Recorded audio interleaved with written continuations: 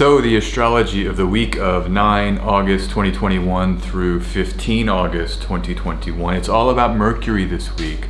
Fun, games, play, communication, details. That trickster planet, Mercury, the trickster planet, is going to oppose Jupiter and then enter Virgo this week, where it will be very, very strong.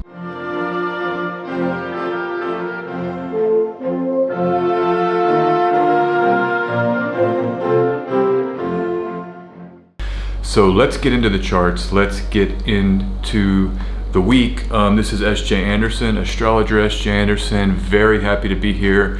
Nothing I would rather be doing than looking at the astrology this week. I remember when the astrology bug bit me and it just took my life over. It was like getting an injection or something into the blood. It just changed everything about me and how I perceive the world. And so I'm very excited to be here. And looking at another week of astrology. Each week is so unique, so interesting, and there's so much contained in the week's astrology, any given week's astrology. In the video, what I'll do is I'll first go through planetary aspects, sign changes, and stations. Second, I will look at the moon's changes, sign changes, and we'll check in with the lunar phase. Then I'm going to break down charts in a chronological order, the charts I find interesting this week, share a little bit about them, and then I will do a tarot cartomancy reading to close the video. Just gives us some more symbols to understand the week, to divine for the week. Astrology is very much divination. There's a big component of divination. Now there's all types of astrologers, all types of ways astrologers describe their craft and how it works or functions, but I do contend that there is an element of divination, and this comes from a diviner. I mean, I got into astrology through the practice of tarology, cartomancy, sortilege, using cards, and there's a big, that's almost pure divination. You have a random symbol and then you interpret that. But there is some of that in astrology. It's not pure divination, let's say, but there is an element of using kind of inspired, intuitive reads of symbols to project out into the world. So meaning into the world. So we'll get that at the end, a divination reading. But yeah, so let's just jump right into the week. Very glad to be here. What was I saying? I was saying when the astrology bug bit me, yeah, it just changed everything, because it's like this film, They Live. You put on a pair of glasses, you see everything anew. And I haven't taken them off. It's in a way one of the strangest things I've ever gone through as a human, because it hasn't been a fad. I mean, it was like, I describe it like this. Sometimes I went down the rabbit hole and I've continued to fall. So everything I've gone through has led me to this point, this moment, this video, this week of astrology, and my excitement about it. So let's go in here, let's jump in here. I am now looking at the aspects of the week, and like I said, it's all about Mercury. There's not much going on save for these Mercury aspects, and it's very exciting. Mercury is a planet that can be hard to pin down. It can be hard to understand at times, and that's of the nature of Mercury. It's shifty, it's quick, mercurial. Some of that, I think, comes from the element Mercury. When you have it, it can move around quickly. That silvery Mercury that can be hard to contain, and if you put it in a container, it can be hard to capture. And if you've ever tried to see Mercury, I recommend this. It's very hard to find. I remember when I was in Austin, Texas, where I did live for many years, I would go out on these very clear nights. You could see Venus, I could see the moon rising. But Mercury was so hard to find, and once I started knowing how to search for it, I was able to see it, more regularly. But it's this tiny little dot that kind of goes in and out of visibility, and so that is the mercurial side of. So I just realized my AC's on. I usually turn that off for the sound. I hope the sound isn't too bad. I've got this directional mic coming right at me. It's pretty warm where I am, so I'll just leave it on. But yeah, so it's all about Mercury. There's a Virgo moon this week that Mercury will rule. Mercury will enter Virgo after that Virgo moon finishes, so they won't be co-present. But let's, first here, the big aspects both happen on 11 August, which is, the 9th is Monday, the 10th is Tuesday, the 11th is Wednesday. So on Mercury's day in Central Europe, actually, where I am in Central Europe, the opposition with Jupiter happens before sunrise, so we're still on Mars Day. But the Mercury entering Virgo on Mercury's day, so that's symbolically, potent. I had someone ask me this week about electional astrology and using planetary hours, and it also came up on Twitter this week. People were discussing the planetary hours and planetary days. For me, I use those only for certain elections where you're really trying to tap into the energy of the planet or have a kind of a communication with the planet. So it's not so much about elections for me. I do not use the planetary hours in electional astrology, though you can. But for me, it's less important.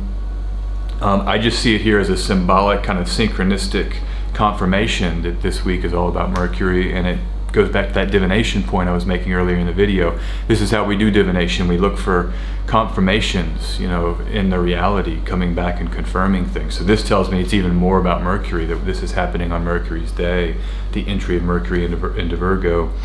And so, I wrote here, first there's an expansion, the opposition with Jupiter before leaving Leo.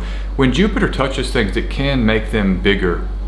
And so you have a sense of maybe Mercury getting big and large there in those finer degrees of Leo, but only setting it up for it to really get big, because the dignity that Mercury will have in Virgo is very special, especially in those early degrees where Mercury is in its own Egyptian terms for several degrees there.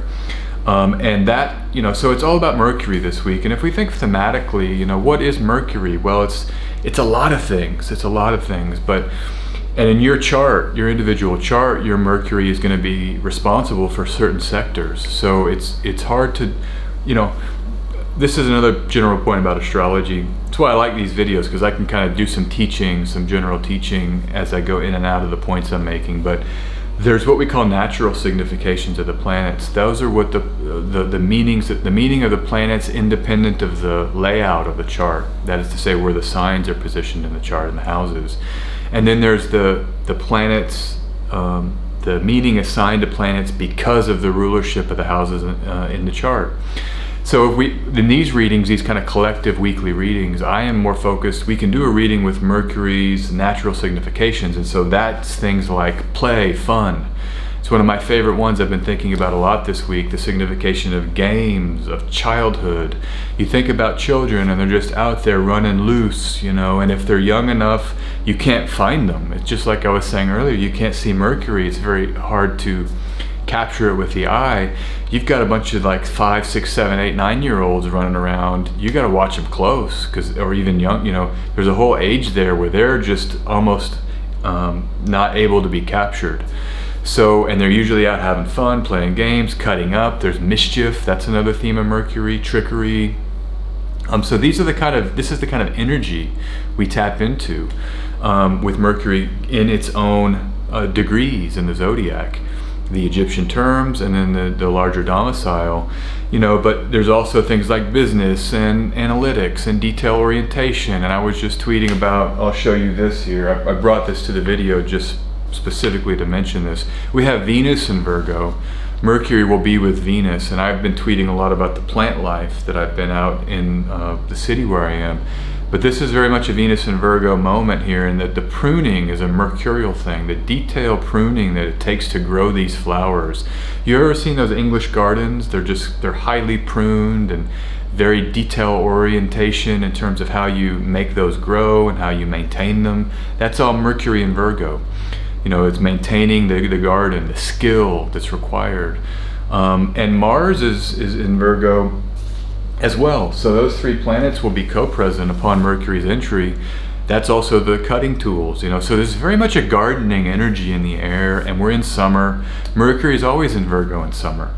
And that's why when you have sun and you can grow things, it's not the dead of winter where planets are killed, by the weather. And I think that adds to the signification of Virgo. It's a lush and verdant, sign because of where it's positioned seasonally in the northern hemisphere.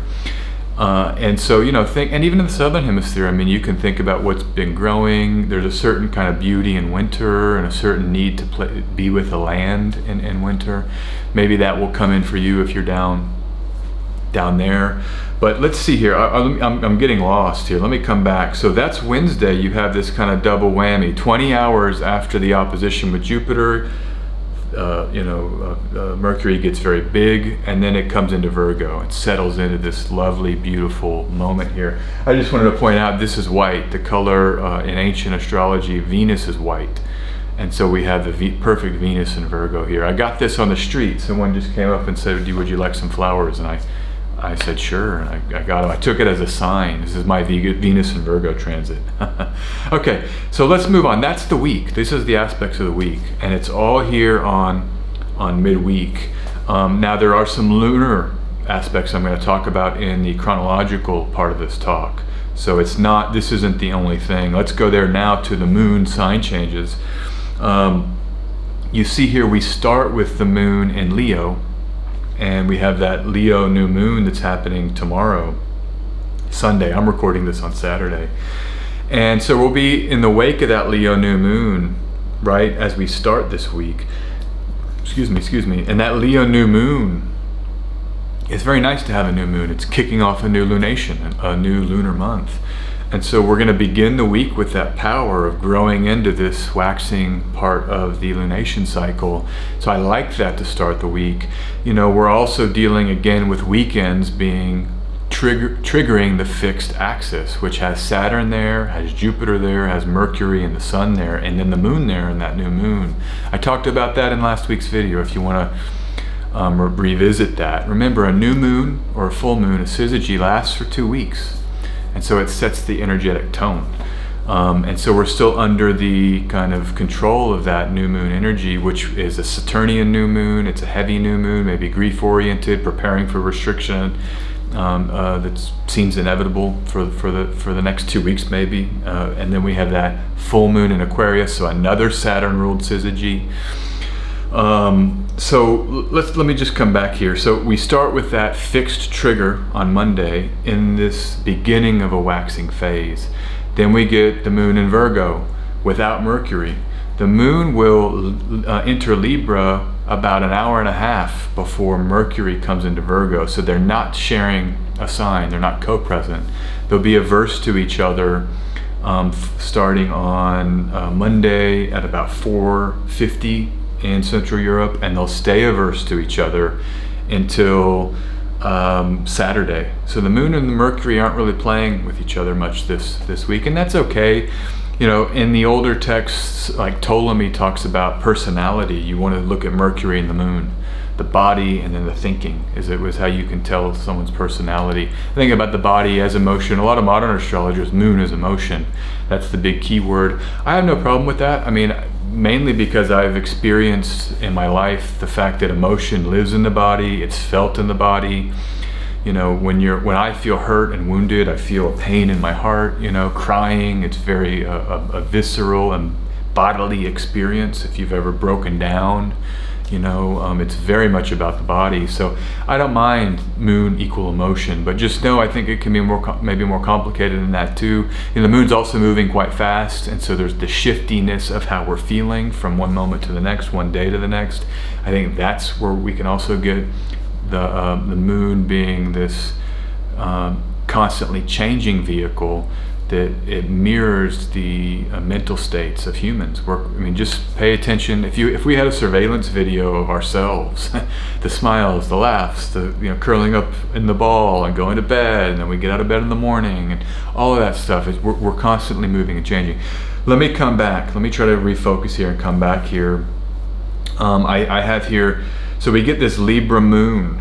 This comes in on Wednesday, and I want to just point out here, the Virgo and Libra moon, these two lunar transits through these two signs are some of the better astrology we're going to have in terms of having a waxing moon and a moon that's safe, especially the Libra moon. This moon will be safe from Mars, Saturn, and the lunar nodes. So this Libra moon is one that I like for the kind of elections that we might be forced into. If you're having to do something this week, I would wait until Where is that? I would wait until, Wednesday at about 10, where I am. Try to get that Libra moon. There's some nice pockets there where you can think about doing something. Now, Venus is in Virgo, but we're picking amongst a bunch of bad options, because when the moon is in Virgo here, I'm just going to pull it up. I love this about solar fire. I can just throw this up. We'll walk you through the animation, and I'll show you what I'm looking at. So if we go to the clock, you can see where I am right now on Saturday. So let's animate it. You've got the moon in Leo. We'll have that new moon tomorrow. Then you get the moon in Virgo. Now the moon is with Mars. Not an ideal transit to have that moon with Mars, but it's waxing. Maybe you wait until the moon's separating from Mars if you have to take some action on Tuesday there.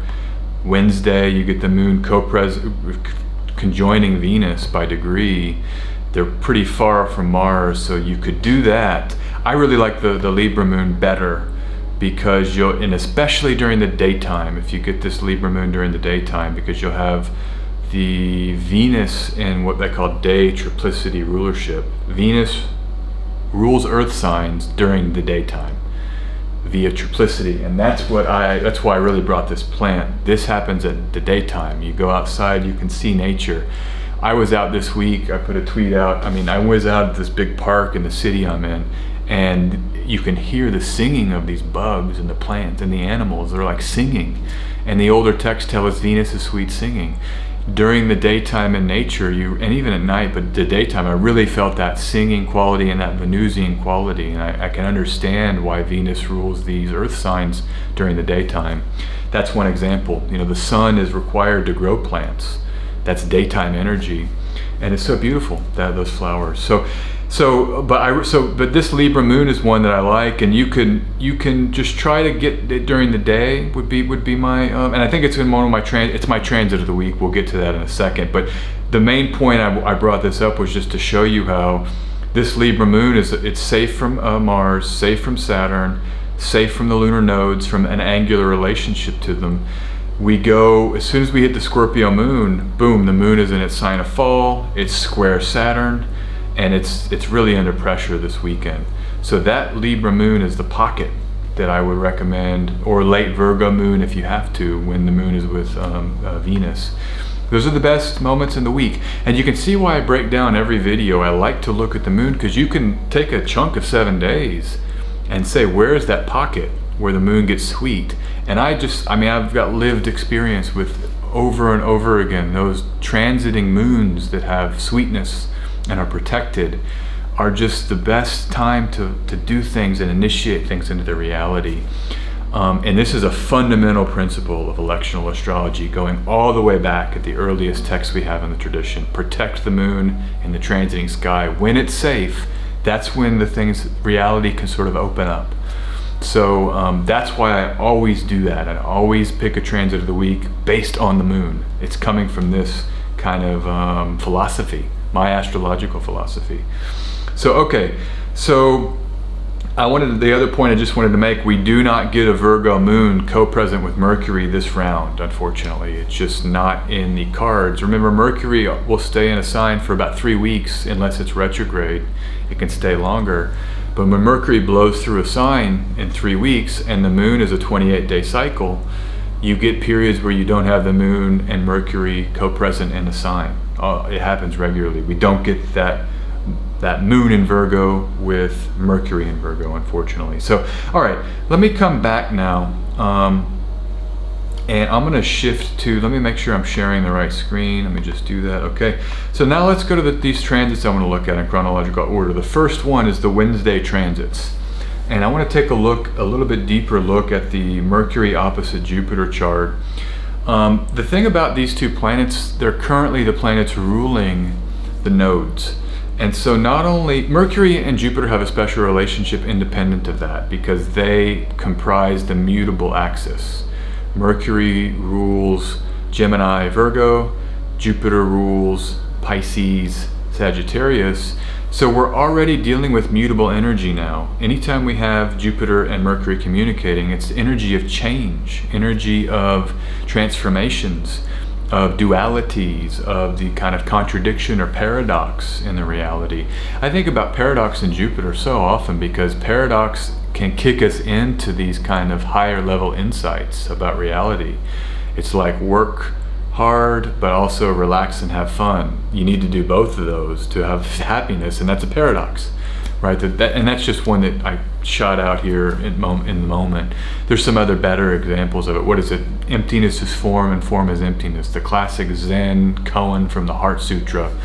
That might be the classic paradox, and it's, you contemplate that and your mind just gets blown, and your heart opens, and so these paradoxes are key to Jupiterian style insight.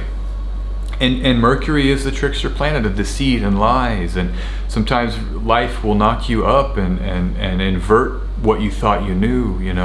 This is the mutable energy.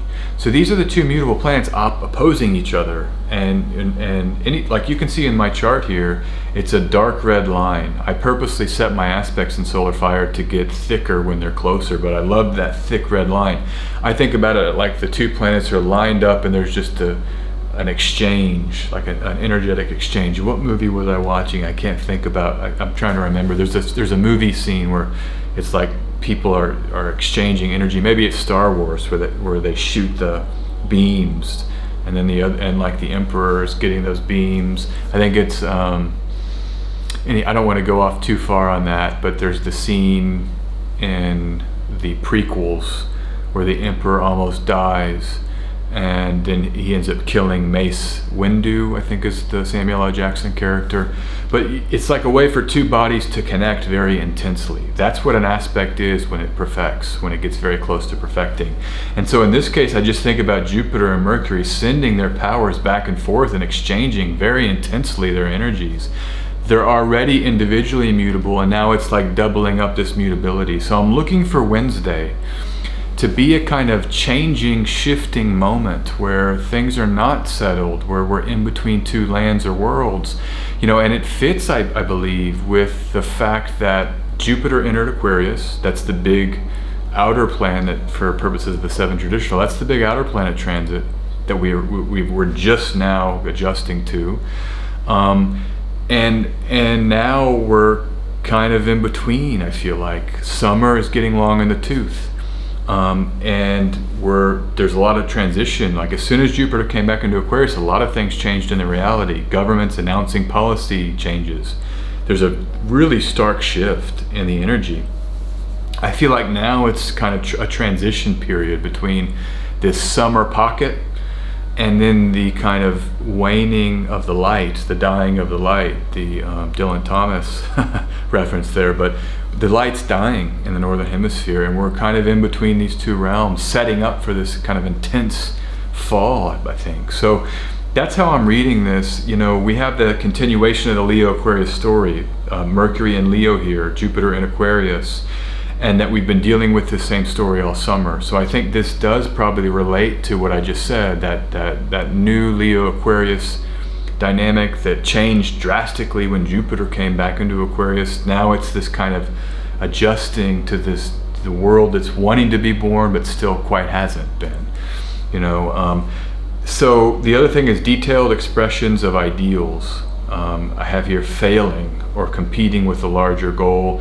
I'm not sure what I meant here by failing. I guess I could just say sometimes we have an ideal, and when we try to bring it into the detail, it can sometimes be hard to fit it in when the devil's in the details, or tell me about how we're going to accomplish that. You may have heard that like in the workplace.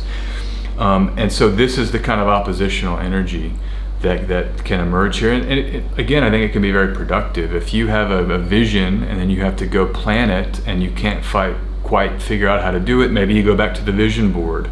And there could be a play here where the failures on one end support a kind of augmenting and a readjustment to get that formula exactly right. What one thought is true is exposed by more information. Again, that's what the Mercury can do in an opposition with Jupiter. It can kind of expose the vision, like I was just saying here. And we're dealing with Jupiter in Aquarius with Saturn, and we've seen what that signifies, at least in the collective. It signifies restriction and kind of clamping down. So maybe what will happen here is that we're gonna like think about that information. Maybe some new information is gonna come out that will change our relationship to, you know, what we think is good policy in the collective. I mean, I'm speaking very generally here, and it's different all over the world, but these are just some of the ideas that I'm going to throw out. The one other thing I will throw out is just the fun and games. Remember, Jupiter expands Mercury. Maybe there's some lightheartedness, you know, the smile against the, you know, the devastation, or like I think about always the Christmas truce in World War I think it was 1917. I could be wrong on that date, but the German and English played soccer, and they like hugged each other as brothers, and against the backdrop of this really horrific war, they were able to have some levity in play. And that's what it feels like to me with this really heavy Leo Aquarius axis, getting that Jupiter expansion with Mercury. Maybe there's an opportunity here Wednesday just to play and have fun, and I think that extends into the next chart we're going to look at. Or actually, I'm going to keep here. This is the one other thing I wanted to mention. Mercury is conjoined again, two fixed stars, Aldaphara and Alphard. Sorry, not Alphard is not here. Sorry, it's Aldaphara and Al-Jaba.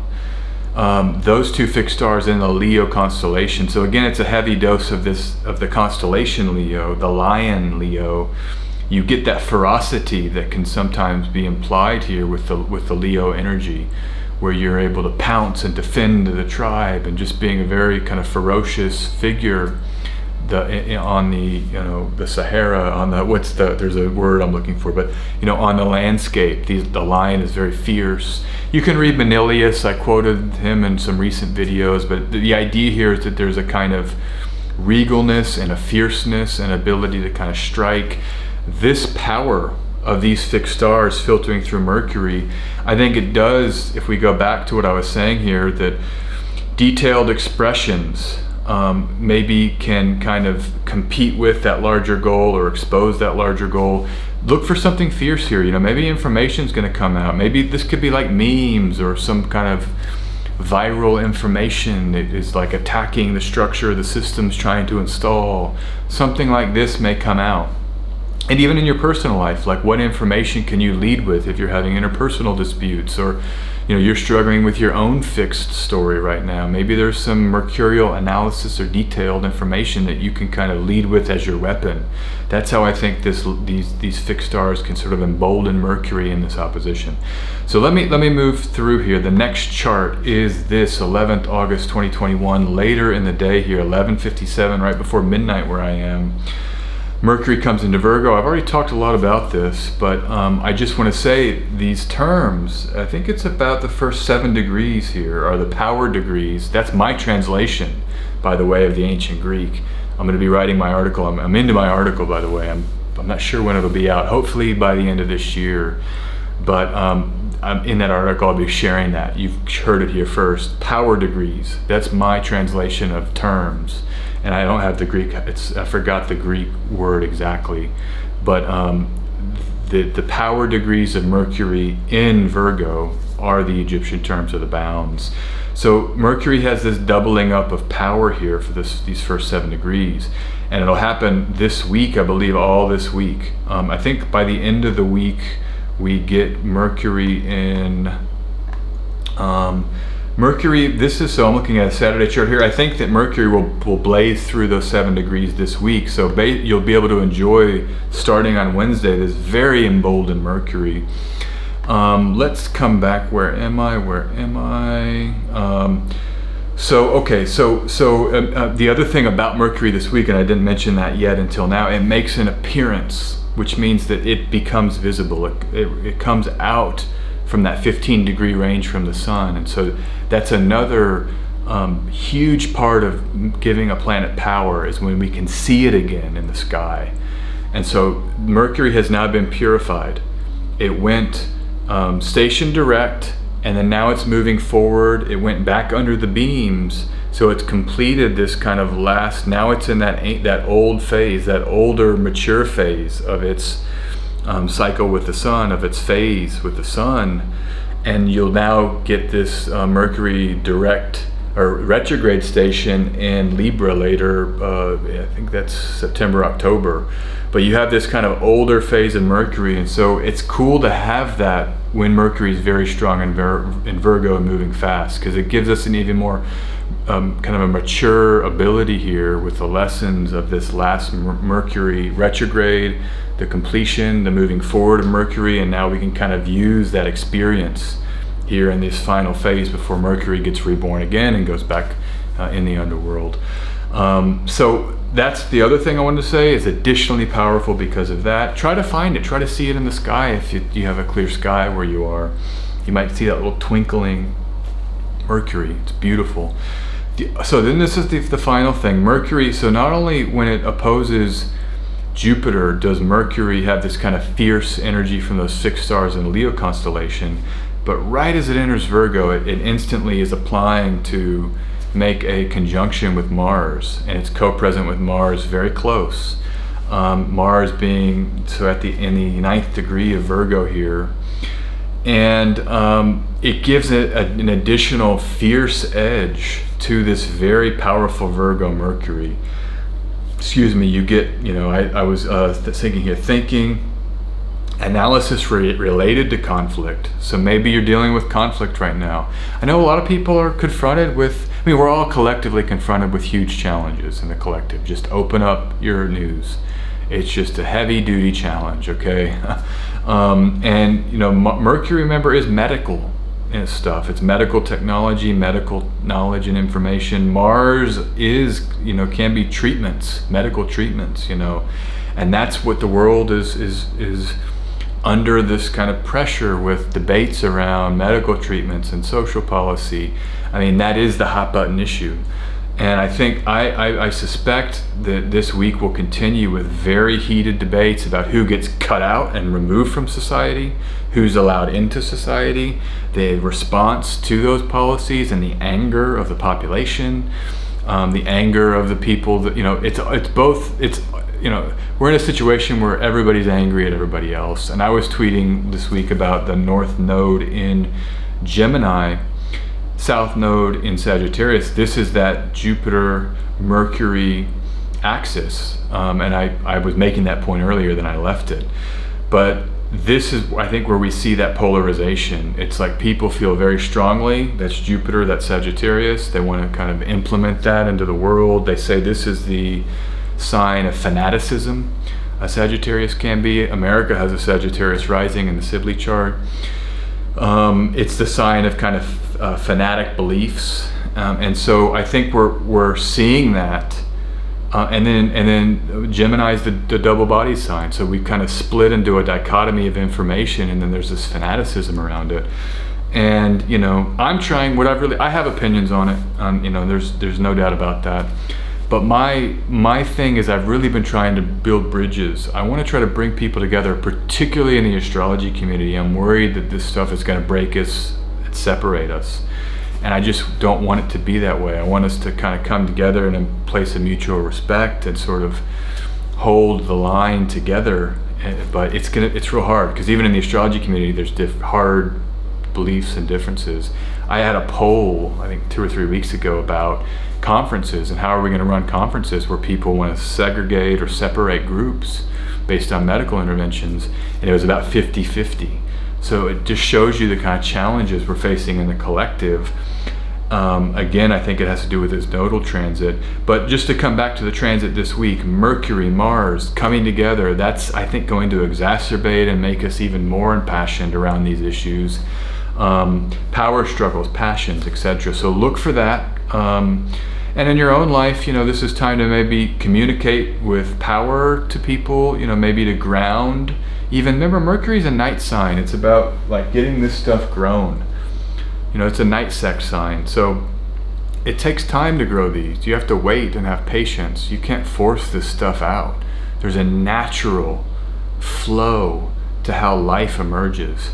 And I think that's a big part of the energy here. We can bring Mars, we can try to describe our desire for life to emerge. We can use Mercury to kind of plan and prune and kind of create structure for life to emerge, but ultimately we have to let go. and enjoy and trust. And we get Venus co-present here all week. I think that softens this intensity.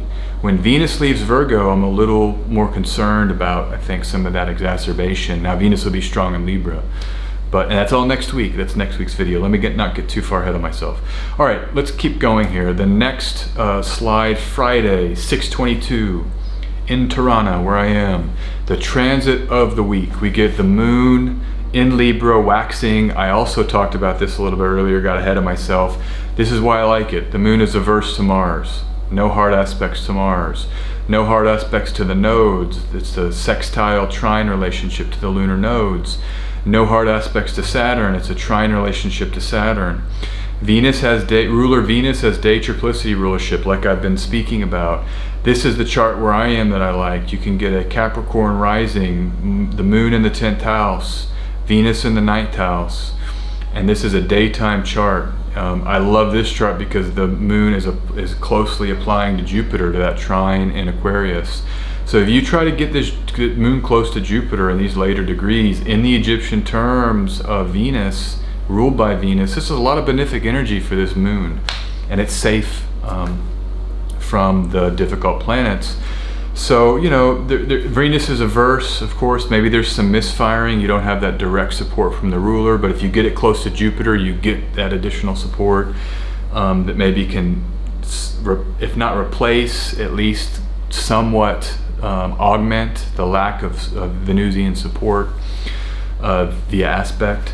So, you know, this is the best Libra transits in some time. This is one of the best Libra transits in some time, in the sense that you've got the waxing moon, you've got Venus here in a sign where it's not being throttled by Saturn. In Leo, remember it was in Leo for so long.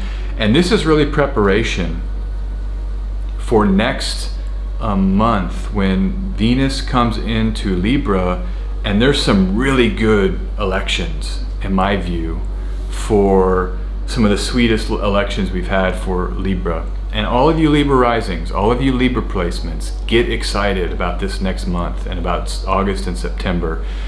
Venus is coming home to Libra without Saturn and Capricorn, without the nodes on the Capricorn Cancer axis. You get a sweet Libra Venus. Finally, it's been so long, it's been years. So, this is the planet of love and touch and connection and beauty through ideas and mental, what do they say in love? Sometimes you have to make love with the mind. That's how you really can get connected with the body. That's Venus and Libra.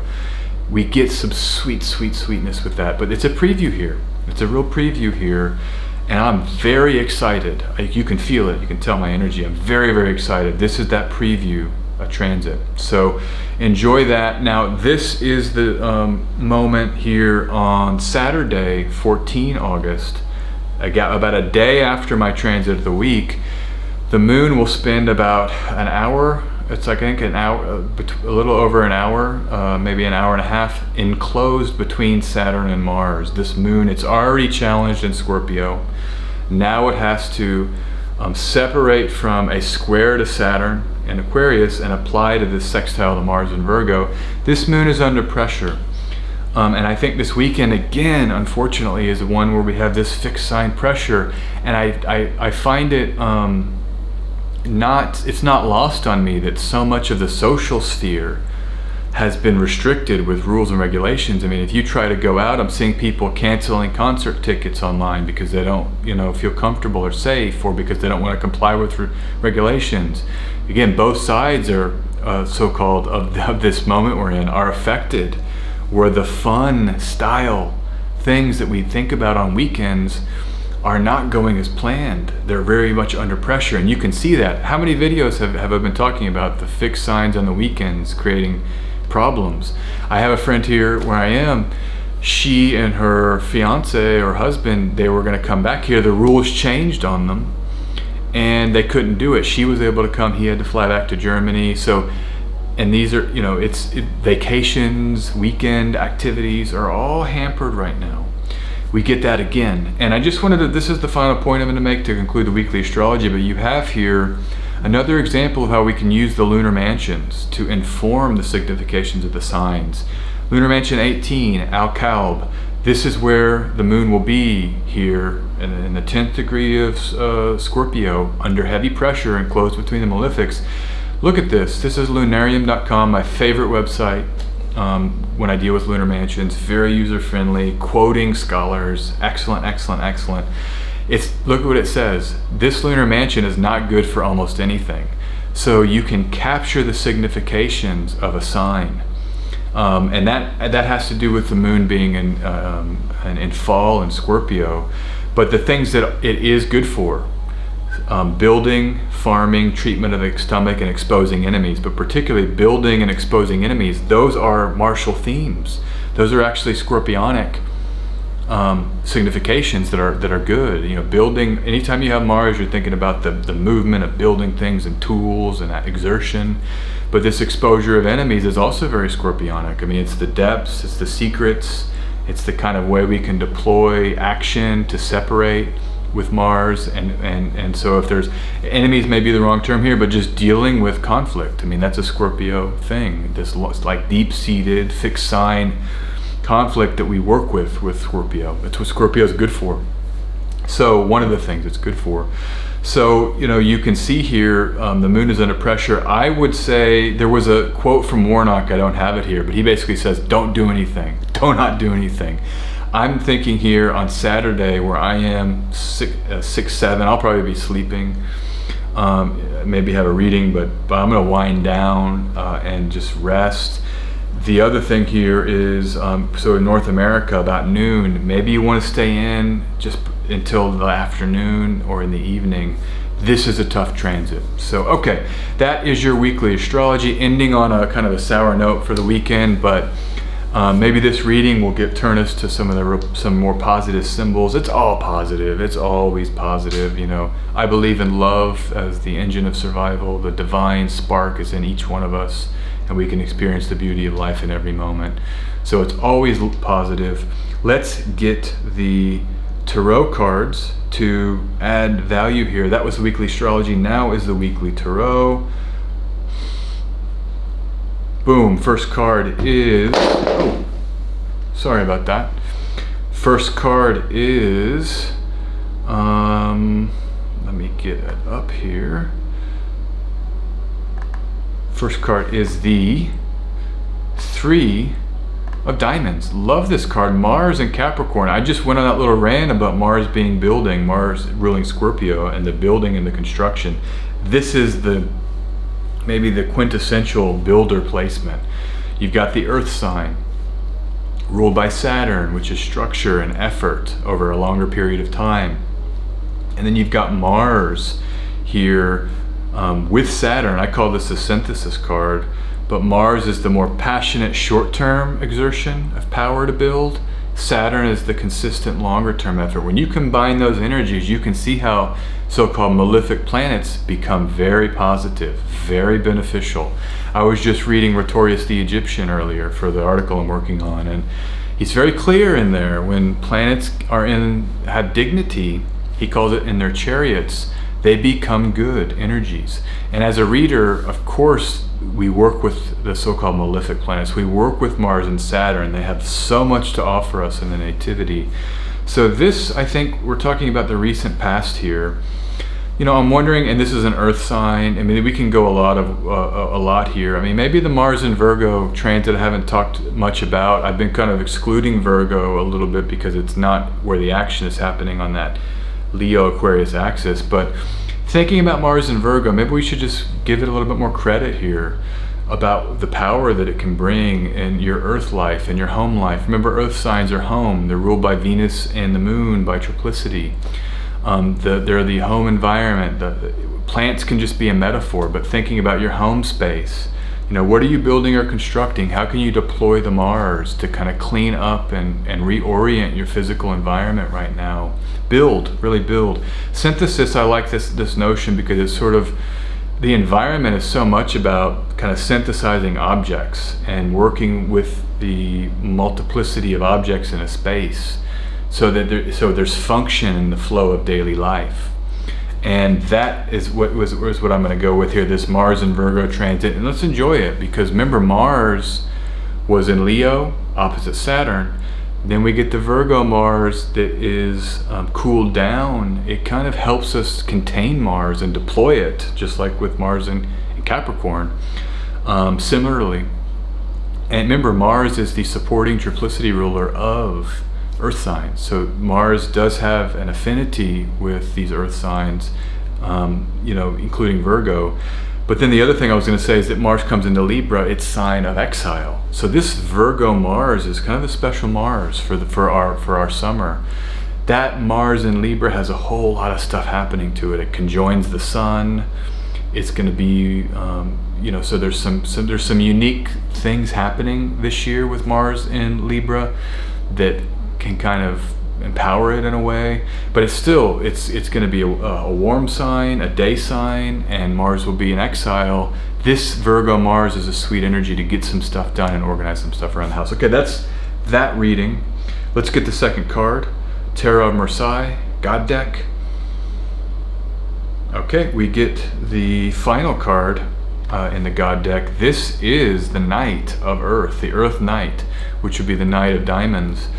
And that is a fitting here. We're getting a lot of this earth energy in this reading. I love it, I love it, I love it, because, the earth signs, I'm just going to pause here before I pull the card, but this earth energy has been so needed, especially with the day sect and the very dynamic and kind of difficult Leo Aquarius opposition. I mean, these are signs that want attention, they want to change your life.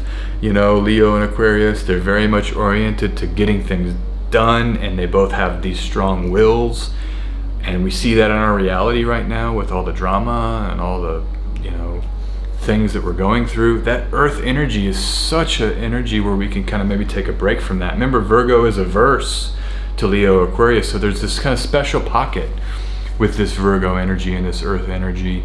Let me pull the card up here. This is 26. This is that Diamonds Knight. You can see it here. This is, by the way, for you tarologists out there, the cards that I pull now, I've got my Tarot Marseille. This is called the Jean Dodal. I guess this is a French tarologist who had these Tarot of Marseille decks, and I pulled different versions online, but I have a major arcana with the knights from this Jean Dodal tarot. I really like the symbols here of the older Tarot of Marseille. But you can see the knight. Anytime I see a knight, it's the idea of searching or going beyond an element. It's the idea that, if you want, like for diamonds, what is it? The earth element, body, that's the moon. Venus is the materiality and the sort of pleasures of materiality. Throwing aside the astrology for a second, I think of the diamonds or earth signs as money. It's so clear there with a coin. It's the material realm that we're operating in, and the home life and the physical body. And so when you have a knight energy here, you're having to kind of use that as a motivational force to go out and find like the treasure. Right, where the Knights of the Round Table, they were out seeking that grail. So these knights are special in the sense that they are kind of the spiritual form of an element, and we're using that as a search for the divine, the vehicle. The element is the vehicle in that search. So kind of thinking about how the money is divine, our spiritual relationship to the resources, appreciating the objects in our home. I just love this flower. Synchronistically, these came into my life, and I can just kind of see God here, or the things you have, like the jewelry that you wear. These are all, you can't take any of it with you, but so we can kind of use it and appreciate it as a way to sort of spiritualize ourselves and our lives. And I think that Virgo energy, that stellium that comes this week with 3 planets there, Mars, Venus, Mercury, anytime you have a stellium, it gives it an extra emphasis, and that's why I think these cards are giving us so much earth energy. To me, it's just saying get earthy, get grounded, get into your environment this week as a means to kind of cope with that fixed intensity, and as a mean to really spiritualize and love yourself and love others in your life. So that's the reading. I will, and by the way, so that's it. I'm going to stop there. So that's the weekly tarot. That's the weekly astrology. Very glad you were here. I'm S.J. Anderson, Astrology. You can follow me on my website, sjanderson144.com. If you'd like to schedule a reading with me, I love to read. You can just go to my website, click here to schedule a reading right at the top. Astrology readings, tarot readings. And you can also support me on Patreon if you've appreciated these videos. It helps keep me going and keep them going. And thank you to my supporters out there. Means quite a lot to me. Thank you very much. And I will talk to you all very soon. Have a lovely Virgo earthy week.